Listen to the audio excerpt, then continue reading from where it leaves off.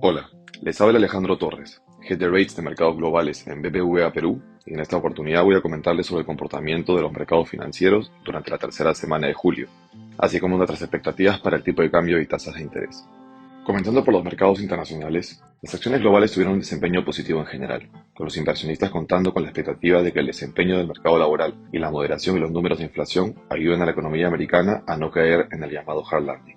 El índice Standard & Poor's 500 aumentó 0.7%, el Dow Jones 2.08% y el Nasdaq 100 cayó 0.90%, siendo el outlier negativo. Además, el índice Eurostoxx 50 cayó 0.20%. Por otro lado, la tasa del bono del Tesoro americano a 10 años cerró la semana casi sin cambio, alrededor del 3.83%. El bono del Tesoro correspondiente a 2 años aumentó 7 puntos básicos, cerrando la semana alrededor del 4.84%. Finalmente, en relación a commodities, el contrato futuro activo del cobre bajó 2.9% en la semana, mientras que la cotización del crudo en Texas aumentó 2.2%. Respecto a datos económicos importantes, en primer lugar, en Estados Unidos, se publicaron los índices de manufactura de julio, sorprendiendo al alza, mientras que el indicador de producción industrial de junio mostró un deterioro mayor al esperado. La data de ventas retail mostró un avance por debajo al esperado en el mes de junio, pero con los datos revisados al alza para mayo. Luego, la data de solicitudes por desempleo fue ligeramente menor a lo estimado para la segunda semana del mes. Para esta semana se espera que la tasa de política monetaria de la Reserva Federal Americana sea aumentada en 25 puntos básicos, probablemente siendo el último aumento de este ciclo. Respecto a otros países desarrollados, en Reino Unido, la inflación de junio sorprendió a la baja, mostrando una desaceleración mayor a la esperada, aunque el Banco Central de Inglaterra aún considera que los niveles de inflación son altos. La eurozona, por su lado, evitó una recesión en el primer trimestre del año, y se empieza a evidenciar la posibilidad de un próximo fin del ciclo de aumento de tasas de política monetaria. Por el lado de China, la actividad económica fue por debajo de lo esperado en el segundo trimestre, y se empieza a evidenciar cierta presión por parte del gobierno para aumentar el estímulo económico al sector privado. En la región, la actividad económica en Brasil continuó mostrando desaceleración, mientras que las ventas retail en México fueron relativamente bajas. Esta semana se espera que el Banco Central de Chile, por su parte, inicie el ciclo de recortes de tasa de política monetaria, entre 75 y 100 puntos básicos. Por otro lado, localmente, la semana no fue cargada de datos económicos. El foco de los inversionistas se centrará en el dato de inflación de julio, que se publicará el próximo lunes. Si bien esperamos una variación mensual por encima del mes de junio, número negativo, y de mayo, la corrección en el dato interanual será muy importante, mostrando un número de inflación por debajo del 6%, posiblemente mostrando un 5.8 o 5.6%, después del dato de 6.46% de junio. Luego, las protestas de la anunciada toma de Lima no desarrollaron un impacto macroeconómico relevante, en la medida que la mayoría de carreteras y vías relevantes del país no se vieron afectadas.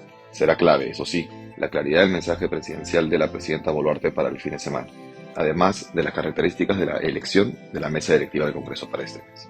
Respecto al tipo de cambio, el sol cerró la semana con una depreciación de aproximadamente 2 figuras, o 0.6%, relativamente en línea con el resto de monedas emergentes y con la fortaleza del dólar a nivel global en esta semana. El rango en el cual operó fue entre 3.54 a 3.592, y cabe resaltar que se observó una participación activa del Banco Central en el límite superior del rango, mediante la renovación de swaps cambiarios. La principal demanda fue de inversionistas locales y corporativos, con 275 millones de dólares y 65 millones de dólares respectivamente.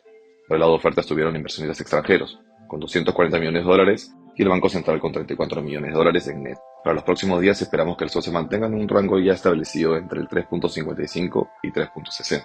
Claramente el rendimiento del sol dependerá de los próximos anuncios económicos en Estados Unidos, que determinará el rumbo de la política monetaria americana, además del desempeño económico de este país.